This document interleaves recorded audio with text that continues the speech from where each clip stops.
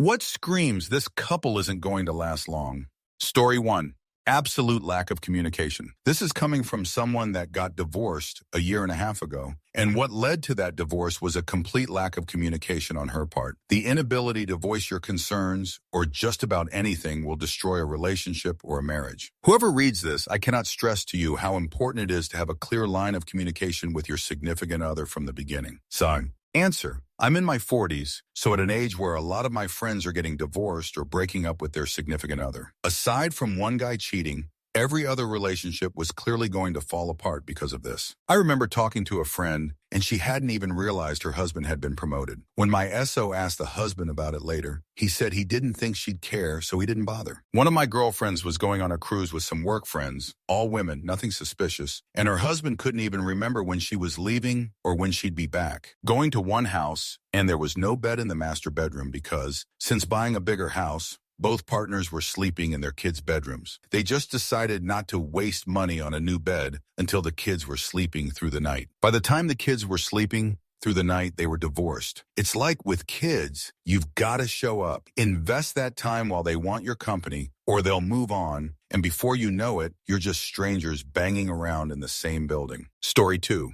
A couple I've seen. 1, dismissive about the other's hobbies and unwilling to learn. A friend of mine in college was really into wrestling. He knew it was fake. He knew it was soap operas for men, his words and his inflection, but he loved to watch it. His GF made it a point to be as ignorant as possible about wrestling and would schedule stuff for right when some big wrestling thing was happening. Lasted 2 months too. Differing religion. If both people are super religious and the same religion, it can work. But if they are differing religions and strongly religious or very different levels of religious, it's very hard to make that work. My mom almost divorced my dad when he wanted to give a lot of money to the church. He got a lot more religious after they got married. 3, jealously, it's not the right word for it, but in relationship land, its meaning has changed. If one or the other partner is being super jealous, never wanting their partner to go out without them, always being mad about this or that friend, always wanting their partner to be focused on them, etc. Answer. I recall a thread on ER relationships about a guy who could not be bothered to even feign an interest on his girlfriend's passion for baking. She got sick, and a male friend who was also into baking came to visit her and talk to her while she was sick, while OP just couldn't be bothered to keep her company. All the comments were like, dude, you are losing her humor. Her and talk about baking. And he was just like, but I don't like baking, and I want to game while she's sick in bed. It was like 10 years ago, but I still wonder if she dumped OP for the other guy. Story 3. John Gottman, a leading relationship researcher, found that the 4 horsemen, criticism, contempt, defensiveness, and stonewalling, are strong predictors of divorce. Partners who agree on core values, children, religion, finances, lifestyle, report higher marital satisfaction and stability. Story 4. What's so depressing about this thread is that I know quite a few people for whom this all applies. Contempt, constant arguing, horrible jokes, and undermining each other. In 1 or 2 cases, it's extremely difficult to tell that there's any love there at all, and yet they're still together. Some going on for 30 years, and some even going on for 40 to 50. The worst part is that they probably look at those many years together as an achievement. Like, what for, exactly? That you spent your whole life with someone you can barely stand. Story 5. My sister-in-law is currently in a new relationship with a guy a little under 8 months, and they are already talking marriage babies. I just spent the past 4 days with them, and he really likes to poke shoot. She says, arguing is just a part of his personality. I really hope she knows what she's doing. Story 6. I had a couple who were newly engaged, guess how I learned? At work yesterday, who failed to make reservations for the event, and tickets were sold out. But because they are newly engaged and she's in the Army, I was supposed to let them in. On and on. She goes on and on about this. When I'm not particularly sympathetic, it's a holiday weekend, know that places are going to be busy. She turns to her new finance and starts yelling at him about how he made them late, and that's why they couldn't do this and was ruining their weekend. She storms off. He stays. Goes, sorry about that. She's not always like this. Slowly goes to follow her. My guess is she is indeed always like this, and that they'll be lucky if that engagement made it to today. Story 7. When they say they want to add a third person to fix things, as the unicorn that was hunted once, and as the person who had a partner, attempt to open the relationship without my consent, and one, to his credit, ask to open the relationship, and we lose credit here, For my sake, if you're going to be poly, let everyone know the situation at the beginning and don't try to do it to save anything. Poly is a lifestyle, not band-aid for monogamous people. Also, apologies if I said anything rude about poly people. I work hard not to let my experiences make me dislike all poly people, but I know it's just not for me. Answer: yeah, I have two friends who asked their partners to open the relationship, coincidentally both just before or just after getting married. Both were separated within a couple of months. It screams, I've realized I'm not interested in this person at all anymore, but feel too committed to just break up with them when one tries to unilaterally open the relationship up that late into it. Story 8. When they post pictures of their 1-week anniversary, 1-month anniversary, 2-month anniversary, 3-month anniversary, 4-month anniversary, 5-month anniversary, 6-month anniversary, you get the idea. The posts are probably the only thing keeping them together. Story 9. I've seen many girls be completely in love with a girl who, although cares for them as a human being, doesn't reciprocate, but in the end, decides to give that person a chance nevertheless. If there's a certain look and/or attitude in that person after making that decision, I know that it's doomed. Story 10. The couple themselves went out drinking, and after a lot of rounds and some very snide, unnecessarily mean and pointed jokes, the girl just screamed, "Hope you're having fun. This shoot isn't going to last much longer." She called it, broke up the following week. Honestly, for the best, the dude was an absolute drop-kick jerk. Story 11. When really controlling parents of both couples clash with each other, these type of parents argue with the potential in-laws and get in the ears of their own kids. And it's all over. This includes controlling siblings having an influence on the relationship, i.e., they don't personally like the boyfriend-girlfriend.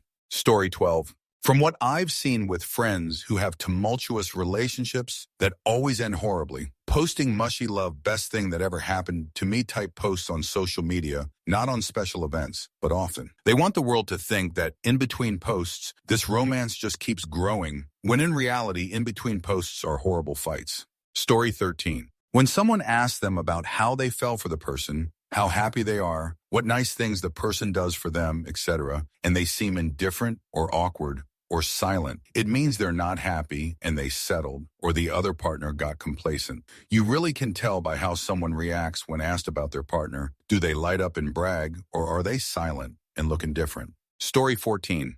When there is no interest in each other's hobbies, work, etc. Or worse, when you're making fun of the other's hobbies or interest at his or her expense. I'm not saying you have to share your hobbies, but just showing some interest and respect should be the bare minimum. Story 15. When they look like the perfect couple, everyone told me my ex were goals, but underneath was an ocean of issues. I would take her on really fun dates and snap the best pictures, but I wasn't allowed to talk about anything to anyone, so everyone assumed we were solid. Proceeded to have the most traumatic breakup of my life. Story 16. Lots of astute observations here. After some scrolling and not seeing it, you'd have to go with resentment. It takes an enormous effort for one to change a deeply seated thing like the burden and brewing of resentment because of what it does to one individually. To add, it takes an additional enormous effort, emotional work, actual paid work, with benefits to afford such support, environment, cooperation from your other half, time, effort at home to maintain growth, to ever come back from that. I believe once resentment is rooted in full,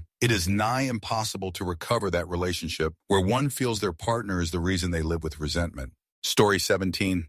I'm over 70 and have been with my wife over 50 years. I've seen a lot of failed marriages, and I'm also an observational scientist, so I've noticed some trends. The obvious is infidelity, intelligence gap, youth long-term girlfriend, breakup, young rebound marriage, doomed, financial gap, financial goal gap, lack of friendship. If a majority of your free time is spent elsewhere with others, stop dating through the years, stopped having intimacy through the years, overindulgence of food, substances, adult beverage, or even video games, believe it or not, by one or both parties, lack of respect, speaking down to one another. See intelligence gap, value gap. People that like luxury depreciating assets, vs. someone that sees the value in appreciating assets. Family gap. Some people like spending time with their extended family. Some people see it as a chore. Find someone that sees it the same way as you. Political extremism. Not sure why this generation seems to be pushing itself into political extremism. Limousine liberals becoming involved in Palestinian politics most recently ended a 15-year marriage, and NIMBYs becoming a MAGA and becoming con man's biggest supporter. Miserable friends. Misery loves company, especially in women. Just a few anecdotal ones I've noticed. Story 18.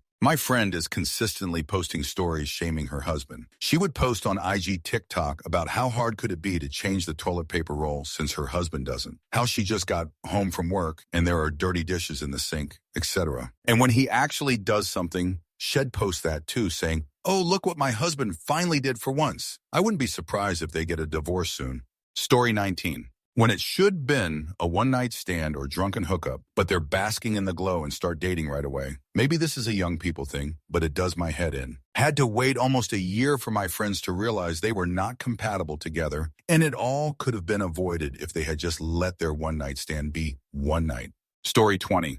Poly long distance, laissez-faire relationships. It never ends well. Inflexibility about not wanting to do certain chores activities. Clear symptom of childish stubbornness. Disagreement about whether they want kids or not. I can't believe the amount of adults dating someone who wants the opposite of themselves. Hiding or simply not mentioning the relationship to others. It means they don't want people to know they're with you. Consistently prioritizing other things over each other. Life often gets in the way, but it doesn't get in the way 100 of the time. Prince's treatment, girl or traditional values guy. It screams, I want dominance over you, always having to do something fun. If you can't enjoy a dull, quiet day together, you're not going to enjoy most of your relationship. Tiny harmless lies from the start. It's a snowball effect, and they will lie about everything soon enough. Story 21. I have a list. There's a parent-child dynamic in the relationship or any imbalanced dynamic like that. They have a lot of issues at the very beginning of the relationship. One or both are the vindictive type. They rush big milestones, poor communication, stonewalling, different values. Like one of them wants kids and the other doesn't. Lifestyles, beliefs. One of the partners sees the other as a project. They see them as what they could be, not as they are. No trust. Jealousy. They talk bad about the other. Like if I hang out with my girlfriend and she always just brings up the things that annoys her about him, the guy is a misogynist. Things like racism, sexism, homophobia, those are red flags that your partner is a jerk. The relationship began in a bad way, like they cheated with that person and then they became a couple with the AP, the way they handle fights. How they treat each other when they're angry, frustrated, uncomfortable. They feel they can't be themselves with the other person. Constant criticism, putting down, like making fun of the other's hobbies or interests, just lack of respect in general. Sometimes at the beginning of a relationship, there's a lot of disrespect and people don't notice because they're too excited by the new relationship. Those are not rules. I am aware loads of people have these at the beginning of a relationship and they go on to fix the issues and have long, happy relationships. But being the exception doesn't affect the rule. Story 22. I've suffered every one of these posts and am still married after 23 years. I should have left 23 years ago, but I couldn't leave her alone in this country and pregnant with our kid. 1 year became another and another. And before I knew, it's been 23 miserable years. If I leave my family, they'll be homeless because my wife can't afford to pay the house bills, take care of 2 kids, even with alimony. We have an agreement that when we turn 62 in a decade, that we will both go our separate ways and neither one of us will ask for compensation. Story 23. The groom looked like a zombie on his wedding day. Dead behind the eyes, going through motions, fake forced smile. Bride was a friend, now former friend, and I knew she put a lot of pressure on him to marry her. He just looked pale and unhappy the entire wedding. Marriage lasted 18 months. Thank God they didn't have kids. Story 24. I went to a wedding of a friend once. They wrote their own vows, and the groom spent 15 minutes tearfully explaining how he loved the bride from the moment he first laid eyes on her, how he loved her whole family, how much he was looking forward to the life they would build together and their future kids. Then the bride started in on what could only be described as a rant about how he wasn't her type, his family was weird, and that she couldn't imagine having kids, but that she was willing to get a dog as long as she got to name it. The bride's extended family were acting like it was the funniest thing they had ever heard. The groom's father looked like he was about to just leave. No idea if it lasted that long, but man, was it awkward to sit through. Story 25.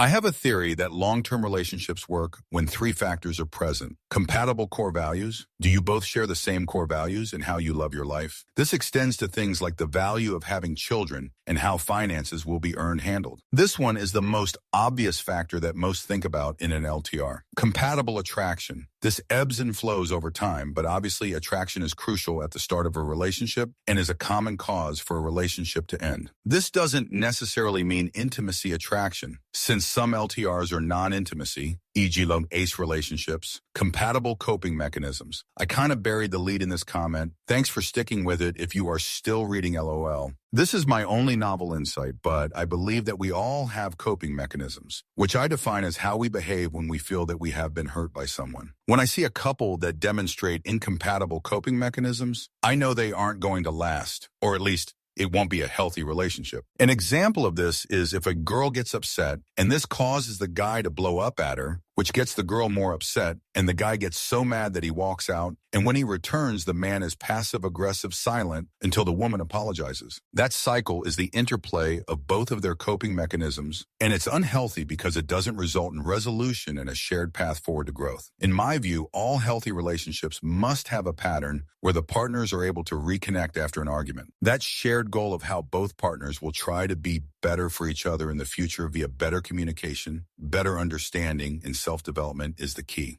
Story 26. I once went to breakfast with a female friend. It's always been simple holding a conversation with her. There was a younger couple to the table next to us. I noticed that the guy was more into our convo than talking with his date. I later asked my friend if she noticed him eavesdropping and said that I thought they weren't going to make it due to not having enough in common to talk during a meal date. Story 27. When one is too prideful and has too strong of a self-identity bordering selfishness, it may seem like independence at first. In a relationship, the one who's on the receiving side of these traits will burn out themselves faster. It will suck their self-respect out of themselves because they would always have to give in and understand the other party, regardless of whether they were on the right or reasonable just to resolve an argument. This pridefulness may seem like a small fight, adorable, temporary, cute at first, but it will have long-term consequences that will slowly poison the relationship. Story 28. Guy liked girl. Girl didn't like him back. Girl gets married to someone else. Guy is nice, invited to wedding, brings his new GF. Guy's GF goes off at the bride at the wedding, calling her a slut. The insecurity was palpable, and they were not to last long. Story 29.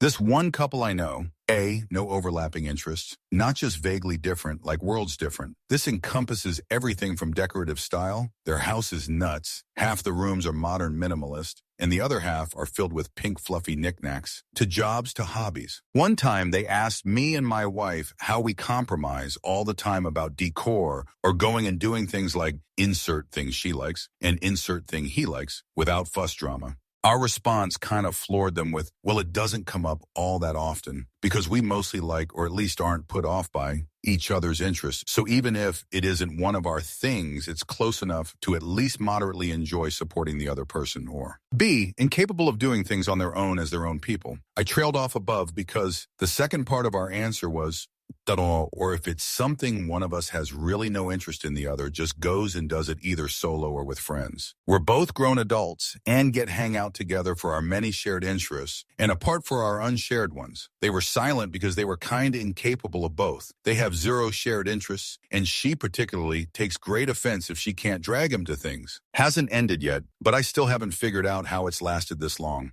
Story 30. Codependency. They always have to be together. Usually it's one wants to be with the other all the time, but sometimes it's a mutual desire. You hardly ever see them apart, and when you do, they talk about their partner in every conversation. Most of the time, it's the woman who is obsessed with the guy and talks about him nonstop. Eventually, her obsession will turn into full-blown mania, and there will be an ugly breakup. Or hell stay because he's afraid of what she'll do if he tries to break up with her. It can be the other way around, though.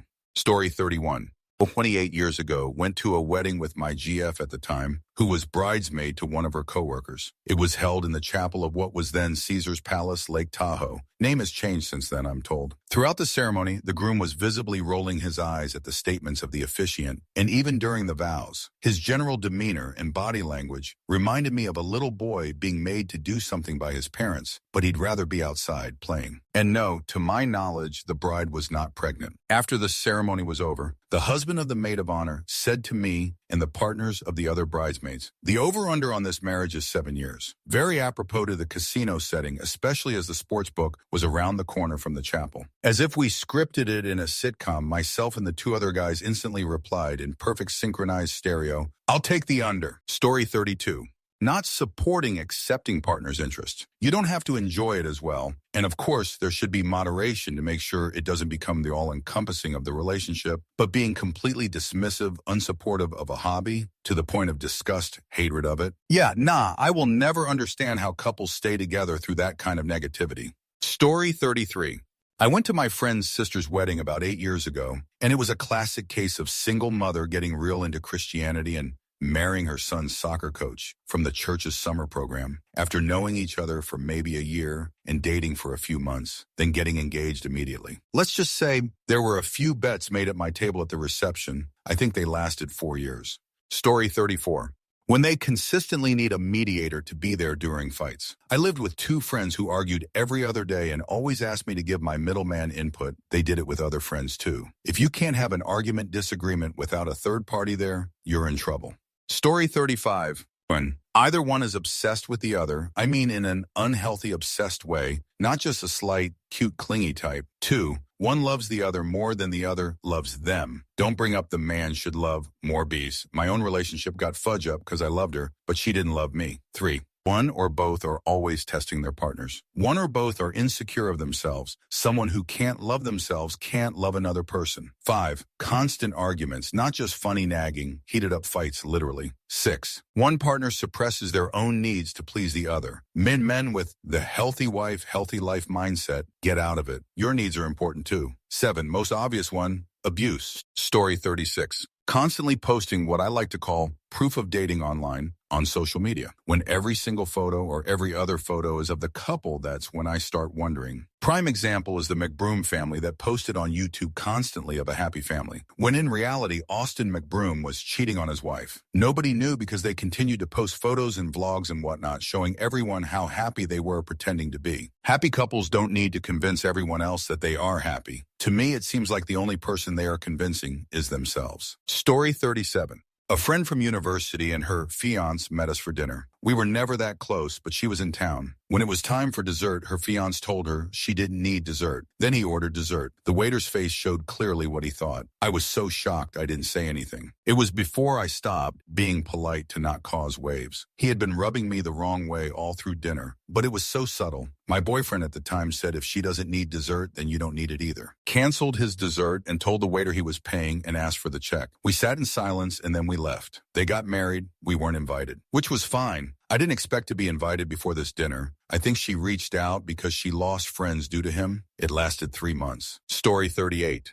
I have a specific example. She needs new tires. Those things are balder than bald. She doesn't have the money for it. Her husband, however, makes bank and does have the money. He doesn't get them for months until a total stranger shamed him in public and in front of people after seeing her tires. Multiple friends of the wife told him he needed to do it, but there was always an excuse. Oh, I just spent too much on baseball tickets. Oh, I didn't sell a roof this week. I'll do it with the next commission check. Multiple times. Never is he actually in a financially tough spot. I'm sorry, but what the fudge? Shouldn't you want to keep your wife partner, better half love of your life, safe? Why the fudge was I worried for my best friend, the wife, every time it rained? I texted him multiple times saying if she ends up in a ditch, I'm burning your house down. They're less than a year into marriage and it'll probably last a while just because they're both stubborn as hell, but it's not going to be a healthy and happy relationship. Story 39. Constantly posting on social media about how insanely in love you are. I had an ex that did this. We couldn't go anywhere or do anything without him harassing some innocent bystander or waiter to take pics of us just so he could post how in love and happy and grateful he was for me. It got so annoying having our entire relationship documented on Facebook.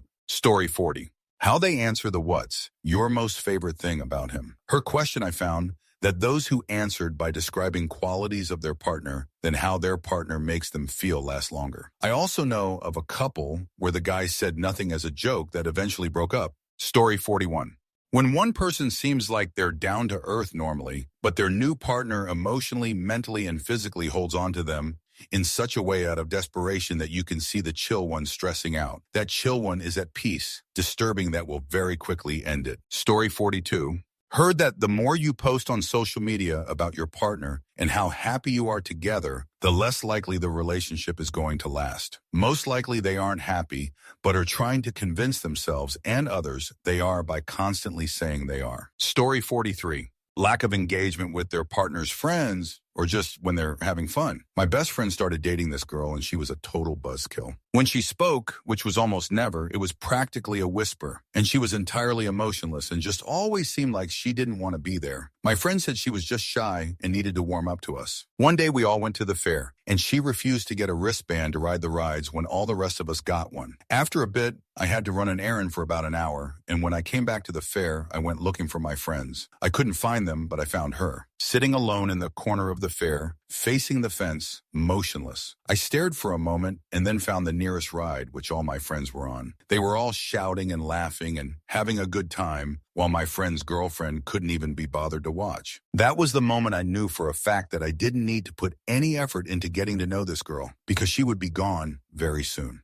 Story 44. Drastic differences in intelligence, interest, and learning. I'm an academic and my ex could hardly read. I remember one day coming home from a meetup with academic friends and having a breakdown because I realized I would never be able to discuss a book I read with him, meaningfully engage with a museum, or talk politics. That's when I knew it was over. Story 45. When they have intense, copley arguments over really small things and insist that they love each other so much that they bicker like this to show their love. All of the couples I've seen do this have been together for under a year and normally separate before they reach a year. I went to the zoo with a couple that had been together for about 6 months. They got into a major fight about who should have remembered the sunscreen. The guy threw his hands up and walked off to cool down. The girl, my friend, laughed and proclaimed, "This is how you know we love each other. We bicker like old people." I wanted to crawl into the tiger exhibit to get away. They didn't last long after that. Unfortunately, I've known a lot of couples that think bickering like old people, when they are actually having an argument,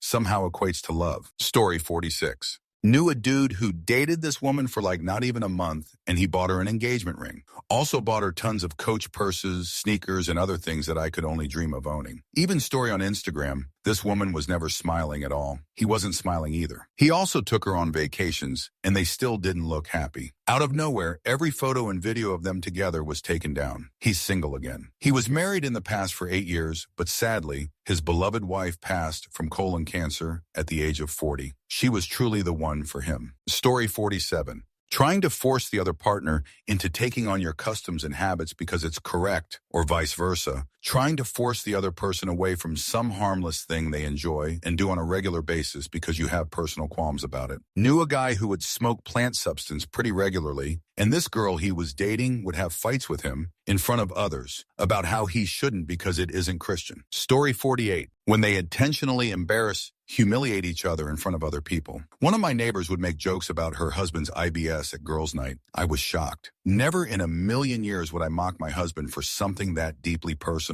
They're obviously divorced now. Story 49. The ones who constantly post lovey-dovey in-love photos pictures with an equally lovey-dovey in-love captions. Cringe ASF super try hard on proving something. They constantly joke at each other's expense. If the relationship is full of sarcastic digs, backhanded compliments, or playful insults, especially in public, it's often a mask for resentment or emotional immaturity. He's useless, but I love him. Haha. Are you sure about that? They have no shared values, just chemistry. Physical attraction is great, but if they disagree on core values, how to handle money, raise kids, live life, treat people, the cracks show fast once the honeymoon phase fades. They fight dirty, not just arguing how they argue. If they go for the throat, silent treatment, blame, mockery, joking to leave, that's a big indicator they lack emotional safety. They move way too fast. The engaged after 3 weeks or we moved in after 1 month situations can work. Sure, but when people rush, it often means they're chasing intensity, not compatibility. They're trying to fix each other. If the relationship feels more like a renovation project than a partnership,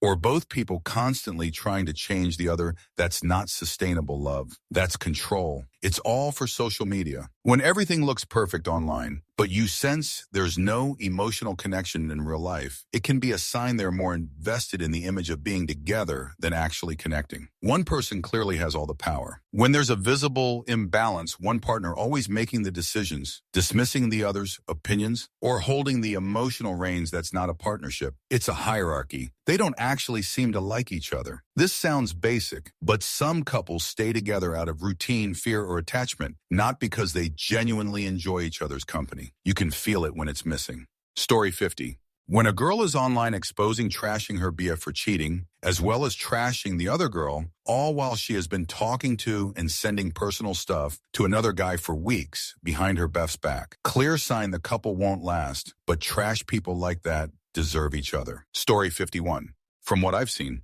keeping things vague, when one partner has a lot of rule boundaries, expectations for the other, but doesn't keep them as strict for them. For example, partner A can't say, I think this one actor is hot in this role. One time BC partner B gets jealous. But partner B can say the same about another actor and 100 fictional characters. Dude, please just work on yourself and break up with them. If I have to hear about it one more time, I'm going to lose it. Story 52.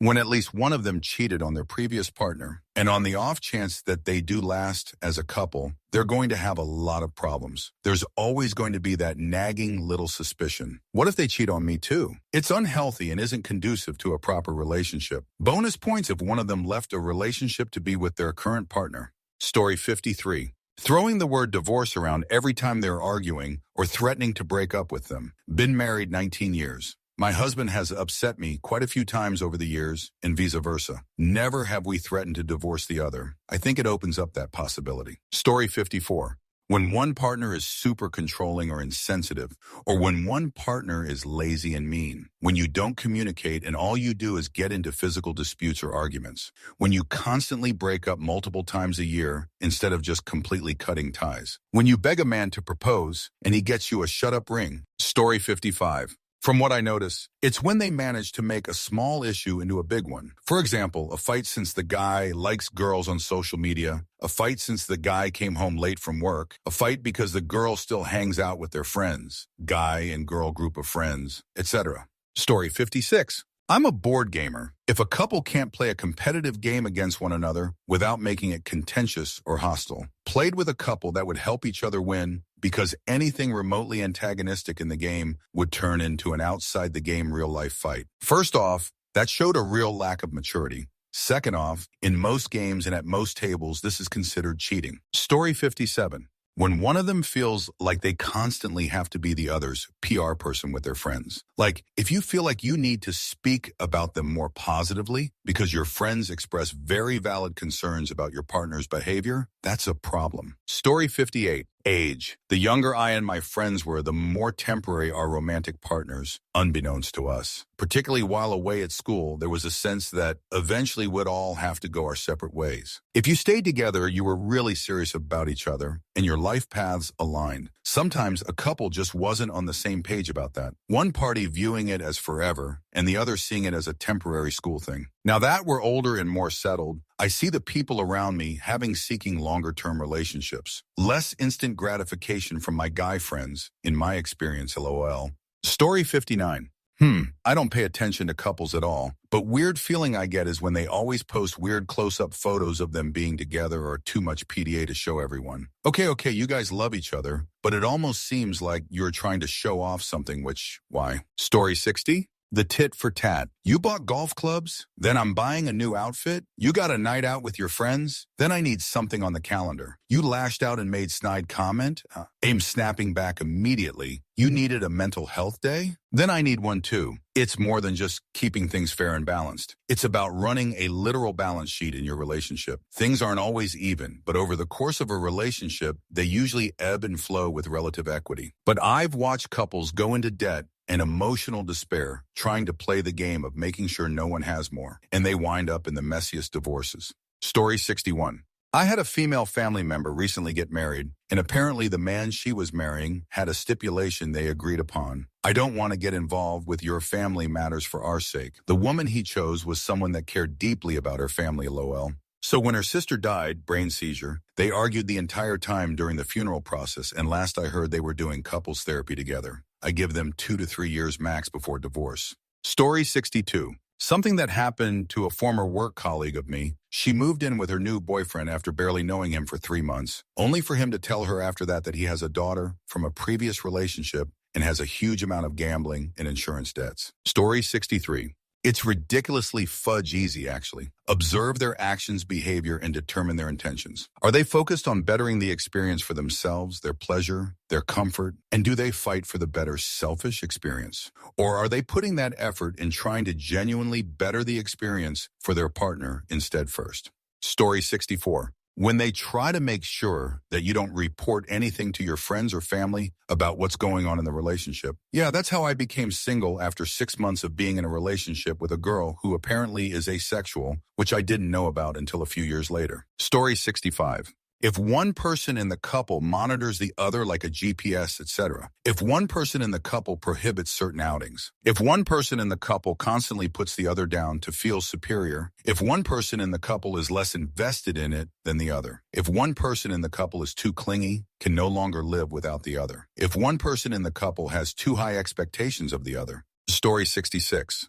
Anytime one or both of the partners talk negatively about their other partner in front of people, especially if that other partner isn't there. Most of these negative comments are complaints about the partner that can seem harmless and petty, i.e., complaining about your partner's obsession with a certain hobby or speaking on a specific trait that is off-putting. But actually, it's just an expression of resentment, and we all know resentment is a silent killer in relationships. I'm not saying healthy relationships don't have their down moments, but truly, if you love your partner, you'd never paint them in a negative light in front of company, even if it's just a joke. Story 67. Arguing is normal. Full-blown nuclear wars are not. Taking breaks or breaking up and getting back together a few times. Poor communication. Mismatched expectations and goals. Little to no intimacy, physical and emotional.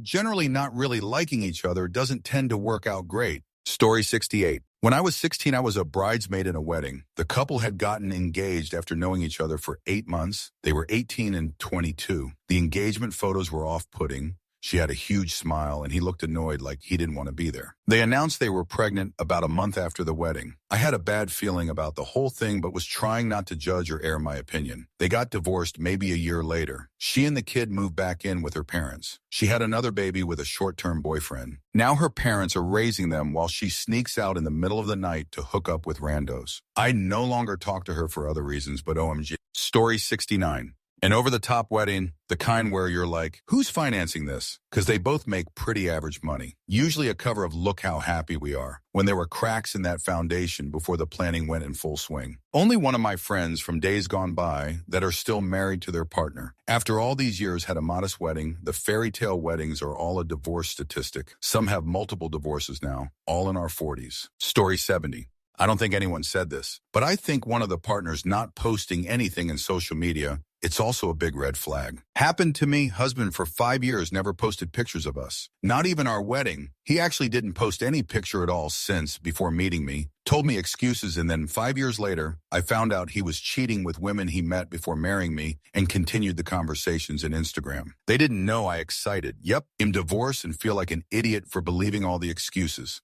Story 71. When their values don't overlap, I think people have a few key things that they use to define themselves. Things like having kids, how you value your job, your thoughts on vacations, your lifestyle levels of activity, money spending habits, etc. I think everyone has a few core values that define them. You don't have to overlap on everything, but you do for the key items or you will have issues. I have a buddy that is super into fitness and an active lifestyle. He works out constantly, does competitions, eats to match his workout lifestyle. Fitness is a really significant part of his life. His wife, separated, just doesn't care about any of that stuff. She prefers brunches and mimosas. She doesn't care about her fitness of physical activity. This has resulted in my buddy losing all attraction to his spouse. I know it seems like a shallow point, but when one of the core factors in how you define yourself is so opposite of your partner, it just doesn't work. I also know he spends 10 hours a week in some way, shape, or form dedicated to staying in shape. This irritates his partner because it's not time spent on their child. I really think neither one thought about this aspect of their relationship when they got together. Story 72. Fighting, arguing in front of otherwise. Saying you need to ask permission to partner to something, it's simple and individual, domiki. Something just to test the reaction of the partner. Starting a relationship by a betrayal. Starting a relationship just because was alone or bored and assume it. No intimacy, relationship without a real or comprehensive reason. Story 73.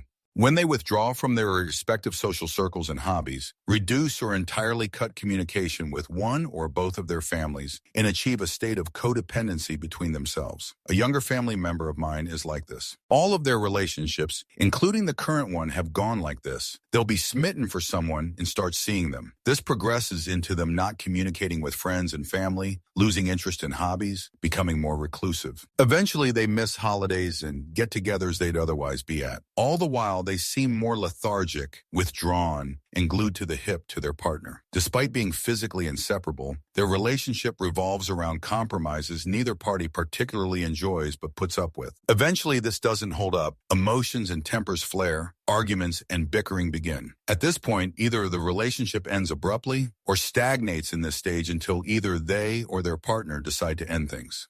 Story 74. When one party, and admittedly it's almost always the girl, thinks that everything will work out peaches and cream because I just love him so much. Sorry, dearie, but being head over tea kettle in rapture with your boyfriend is not enough. And yes, this may be a subset of a moron. Story 75. Possessiveness. Not understanding the difference between rules and boundaries and setting rules for your partner. Boundaries are personal. They communicate what you will and will not tolerate. Rules are for others. They communicate what others can and cannot do. Example, boundary. I will not be with someone that watches adult content. If you choose to watch adult content, I will leave the relationship rule. You cannot watch adult content. They accomplish the same thing, but the boundary is coming from a place of preserving one's personal peace. The rule, on the other hand, is coming from a place of possessiveness. You always have the right to your personal autonomy. You do not have the right to others' autonomy. You're supposed to be in a loving, caring relationship. What reason do you think you're entitled to tell others what they can and can't do? Boundaries communicate what you are looking for in a relationship. If the other person isn't looking for the same thing, then don't be in a relationship. Controlling others' actions won't lead to a healthy relationship. Men and women are IMO equally bad for this. It always ends poorly. Story 76. When I see someone post on social media something along the lines of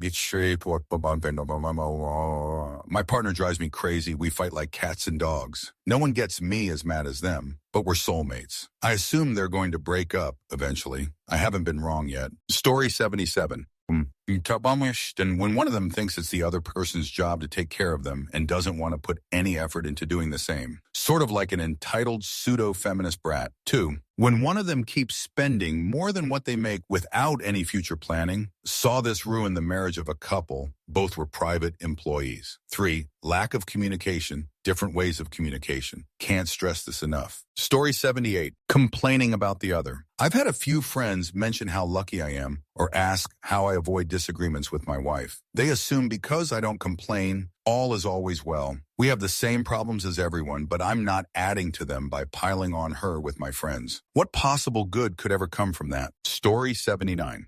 That he only proposed because she wanted him to. She even shared with me and some others in a place he could see this, that she was hurt when she found out he only did this because it was what she wanted. 90. Sure, she's dangling housing over his head because he has nowhere to go as he lives with her and her family. He's the only one that works as well at Walmart while she sleeps all day and games all night. No clue how they're paying for the wedding cues of him being the only one who works. Should also mention, as she's 19 and he's not much older. She's also manipulative and likes to play victim. Myself and others have been hurt by her doing this.